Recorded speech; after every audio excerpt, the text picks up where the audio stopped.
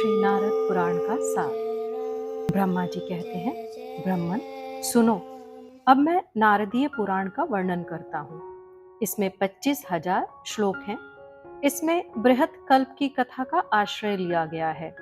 इसमें पूर्व भाग के प्रथम पाद में पहले सूत शौनक संवाद है, फिर सृष्टि का संक्षेप में वर्णन है, फिर महात्मा सनक के द्वारा नाना प्रकार के धर्मों की पुण्यमयी कथाएं कही गई हैं। पहले पाद का नाम प्रवृत्ति धर्म है। दूसरा पाद मोक्ष धर्म के नाम से प्रसिद्ध है। उसमें मोक्ष के उपायों का वर्णन है, वेदांगों का वर्णन तथा शुकदेव जी की उत्पत्ति का प्रसंग विस्तार के साथ आया है। सनानंद जी ने महात्मा नारद को इस द्वितीय पाद का उपदेश किया है। तृतीय पाद में सनत कुमार मुनि ने नारद जी को महातंत्र वर्णित पशु पाश में मोक्ष का उपदेश दिया है।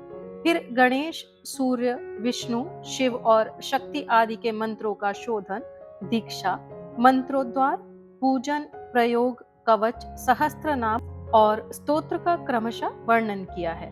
तदनंतर चतुर्थ पाद में सनातन मुनि ने नारद जी से पुराणों का लक्षण, उनकी श्लोक संख्या तथा दान का पृथक पृथक फल बताया है।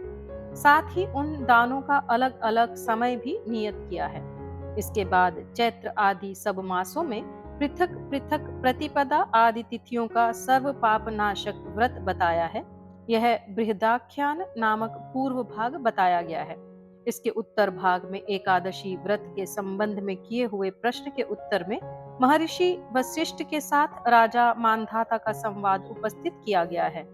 तत्पश्चात राजा रुकमांद की पुण्यमयी कथा, मोहिनी की उत्पत्ति, उसके कर्म, पुरोहित वसु का मोहिनी के लिए शाप, फिर शाप से उसके उद्धार का कार्य, गंगा की पुण्यतम कथा, गया यात्रा वर्णन, काशी का अनुपम महात्म्य, पुरुषोत्तम क्षेत्र का वर्णन, उस क्षेत्र की यात्रा विधि, तत्संबंधी अनेक उपाख्यान, प्रयाग, कुरुक्षेत्र और हरिद्वार का महात्म्य, कामोदा की कथा, बद्री तीर्थ का महात्म्य, कामाक्षा और प्रभास क्षेत्र की महिमा, पुष्कर क्षेत्र का महात्म्य, गौतम मुनि का आख्यान, वेद पाद स्तोत्र, गोकर्ण क्षेत्र का महात्म्य, लक्ष्मण जी की कथा, सेतु महात्म्य कथन, नर्मदा के तीर्थों का वर्णन, अवंतीपुरी की महिमा, तदनंतर मथुरा महात्म्य, वृंदावन की महिमा, वसु का ब्रह्मा के निकट जाना, तत्पश्चात मोहिनी का तीर्थों में भ्रमण आदि विषय हैं। इस प्रकार यह सब नारद महापुराण है।